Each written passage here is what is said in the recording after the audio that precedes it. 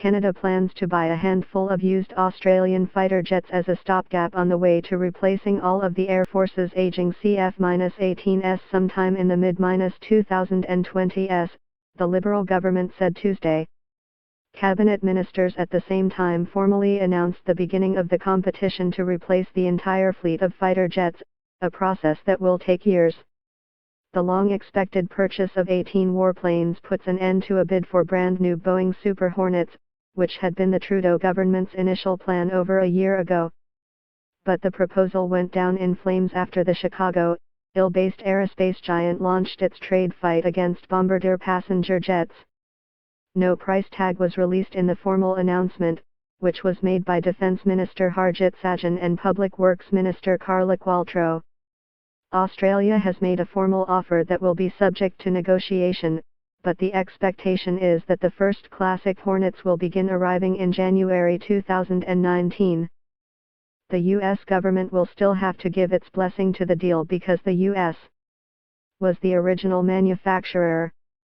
The Liberals said in the 2015 election campaign that they would not buy the Lockheed Martin-built F-35. Angered by the Bombardier trade complaint, the Liberals have said Boeing was no longer a trusted partner. The complaint with the U.S. Commerce Department, alleging the Montreal-based aerospace maker was dumping passenger jets into the American market at unfair prices, resulted in nearly 300% import duties. Despite that, senior officials speaking on background at a technical briefing Tuesday said no company will be excluded from the full fighter replacement program. There is, however, one interesting, new aspect to that contest. It involves the introduction of an additional assessment mechanism to measure each bidder's overall impact on Canada's economic interests, said officials who spoke on background to CBC News prior to the announcement. That means competitors will not only have to deliver billions of dollars in economic offsets in return for the specific contract, but also demonstrate their other business dealings benefit the country. That is clearly aimed at Boeing. Bidders responsible for harming Canada's economic interests will be at a distinct disadvantage compared to bidders who aren't engaged in detrimental behavior, Qualtrough said.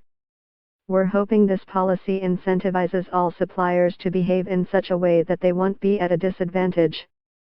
Qualtrough said a contract award is anticipated in 2022 and the first replacement aircraft could be delivered in 2025. In the meantime, the Air Force will use the Australian jets to meet its commitments.